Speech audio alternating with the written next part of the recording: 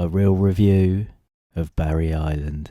If you're like one of the 99% of the UK that was hooked on the Christmas Day finale of Gavin and Stacey, then you'll know exactly where this place is. So I thought I'd come and check out Barbados. There is a lot of history to Barry Island, but more recently, it's most famous for being where Gavin and Stacey set, even though them two characters are the shittest ones in it. Before you drive into Barry, if you first swing by, and I'm going to attempt to pronounce this, Dennis Powys, you can first have a quick look at Pam and Mick's house, which is meant to be in Billericay, along with this pub too, which looks a bit sad and run down now, but if anyone recognises it, it's from the pub quiz episode where every answer was Gary Lineker. Now into proper Barry. If you go up Trinity Street, where Gwyn and Bryn's houses are, but park up in a proper car park and walk up there's a lot of heads driving up and down here, pulling up and taking the residents parking and probably in most of the locals right off. But anyway, 47's Gwyn's house with this little shrine outside, and directly opposite is Uncle Bryn's house. Next to Gwyn's house on the left is Dor's house, and it did make me want to shout, "Oh, Dor, where's the salad?" But I managed to hold it in. I did get talking to a really nice Trinity Street resident and got to ask the question I've always wanted to know. Did you get anything for it, or did you?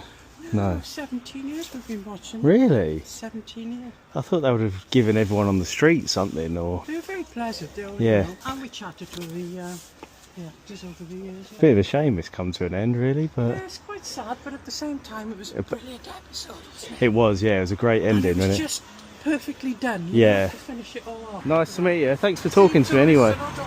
We're not, yeah, as long as we park in the right places. Nice to meet you, bye.